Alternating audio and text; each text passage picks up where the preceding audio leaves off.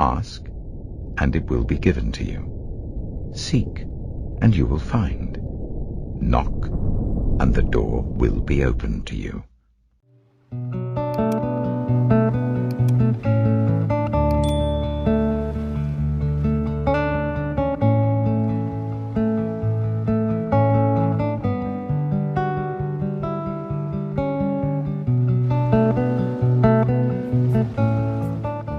Genesis chapter 8. But God remembered Noah and all the wild animals and the livestock that were with him in the ark. And he sent a wind over the earth, and the waters receded. Now the springs of the deep and the floodgates of the heavens had been closed, and the rain had stopped falling from the sky. The water receded steadily from the earth. At the end of the 150 days the water had gone down. And on the 17th day of the 7th month, the ark came to rest on the mountains of Ararat. The waters continued to recede until the 10th month, and on the first day of the 10th month, the tops of the mountains became visible.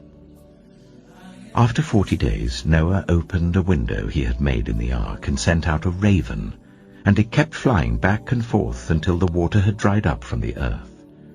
Then he sent out a dove to see if the water had receded from the surface of the ground. But the dove could find nowhere to perch because there was water over all the surface of the earth. So it returned to Noah in the ark. He reached out his hand and took the dove and brought it back to himself in the ark. He waited 7 more days and again sent out the dove from the ark. When the dove returned to him in the evening, there in its beak was a freshly plucked olive leaf. Then Noah knew that the water had receded from the earth.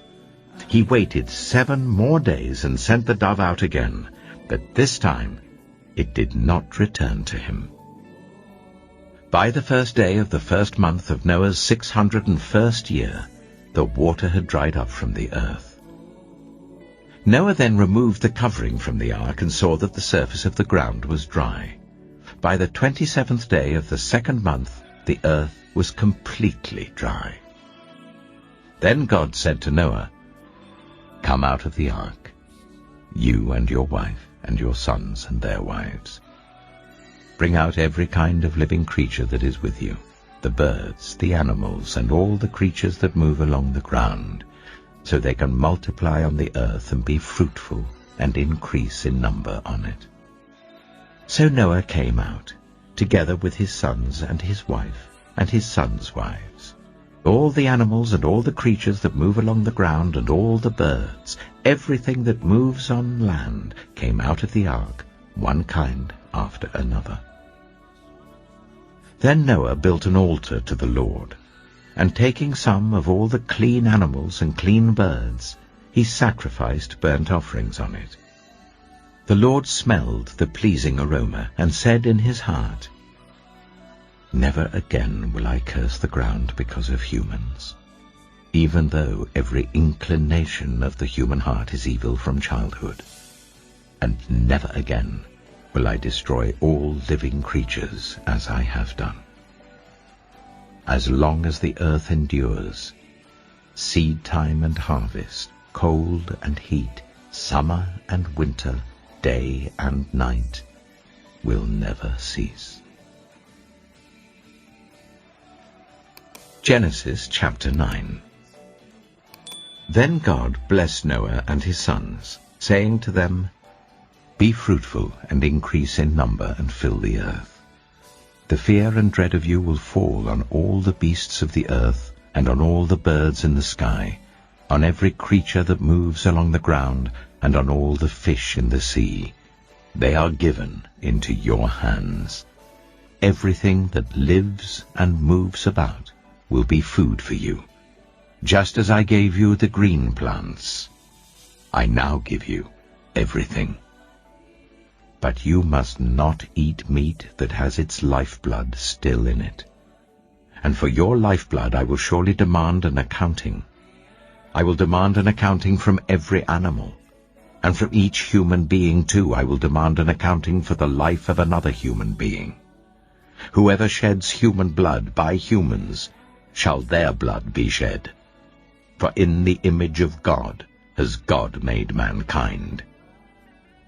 As for you, be fruitful and increase in number. Multiply on the earth and increase upon it.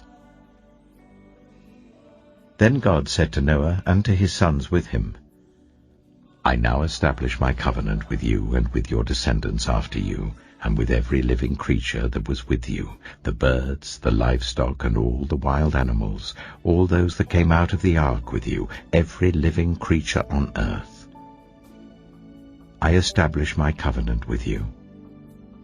Never again will all life be destroyed by the waters of a flood.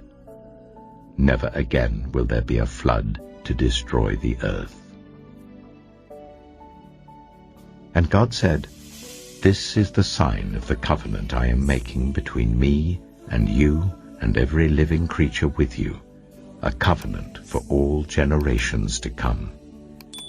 I have set my rainbow in the clouds, and it will be the sign of the covenant between me and the earth.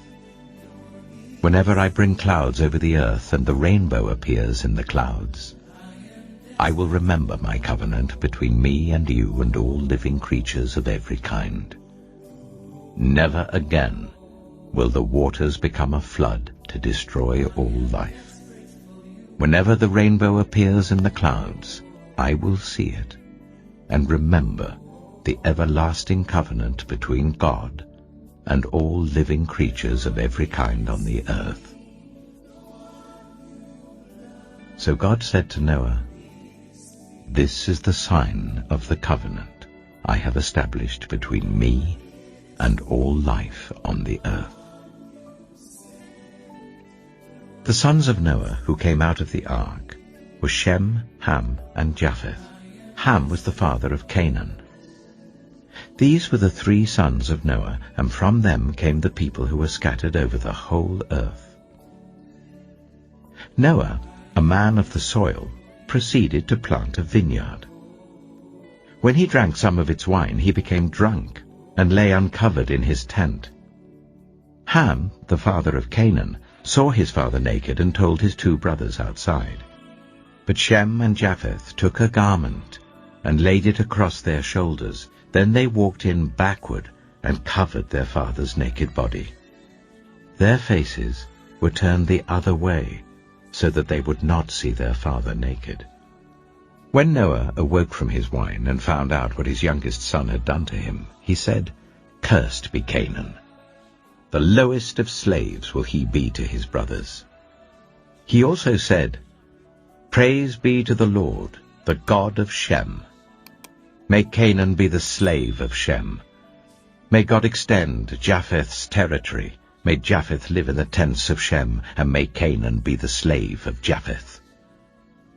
After the flood, Noah lived 350 years. Noah lived a total of 950 years, and then he died. Genesis chapter 10. This is the account of Shem, Ham, and Japheth, Noah's sons, who themselves had sons after the flood. The sons of Japheth: Gomer, Magog, Madai, Javan, Tubal, Meshach, and Tiras. The sons of Gomer: Ashkenaz, Riphath, and Togarmah. The sons of Javan: Elisha, Tarshish, the Kittites, and the Rodanites. From these the maritime peoples spread out into their territories by their clans within their nations, each with its own language. The sons of Ham: Cush, Egypt, Put, and Canaan. The sons of Cush: Seba, Havilah, Sabta, Reamah, and Sabtika. The sons of Reamah: Sheba and Dedan. Cush was the father of Nimrod, who became a mighty warrior on the earth. He was a mighty hunter before the Lord. That is why it is said, like Nimrod, a mighty hunter before the Lord. The first centers of his kingdom were Babylon, Uruk, Akkad, and Calnu in Shinar. From that land he went to Assyria, where he built Nineveh, Rehoboth, Calah, and Resen, which is between Nineveh and Calah, which is the great city. Egypt was the father of the Ludites, Anamites, Lehabites, Naphtuhites, Pathrusites, Casluhites, from whom the Philistines came, and Caphtorites. Canaan was the father of Sidon his firstborn, and of the Hittites, Jebusites, Amorites, Girgashites, Hivites, Archites, Sinites, Arvadites, Zemarites, and Hamathites. Later the Canaanites' clans scattered, and the borders of Canaan reached from Sidon towards Gerar as far as Gaza, and then toward Sodom, Gomorrah, Admah, and Zeboim as far as Lasha. These are the sons of Ham by their clans and languages, in their territories and nations. Sons were also born to Shem, whose older brother was Japheth. Shem was the ancestor of all the sons of Eber. The sons of Shem: Elam, Ashur, Arphaxad, Lud, and Aram. The sons of Aram: Az, Hul, Gether, and Meshech. Arphaxad was the father of Shelah, and Shelah the father of Eber. 2 sons were born to Eber. One was named Peleg, because in his time the earth was divided. His brother was named Joktan. Joktan was the father of Almodad, Sheleph, Hazamepheth, Jirah, Hadoram, Uzal, Dilah, Obal, Abimeel, Sheba, Ophir, Havilah, and Jobab. All these were sons of Joktan. The region where they lived stretched from Mesha towards Sephah in the eastern hill country. These are the sons of Shem by their clans and languages, in their territories and nations.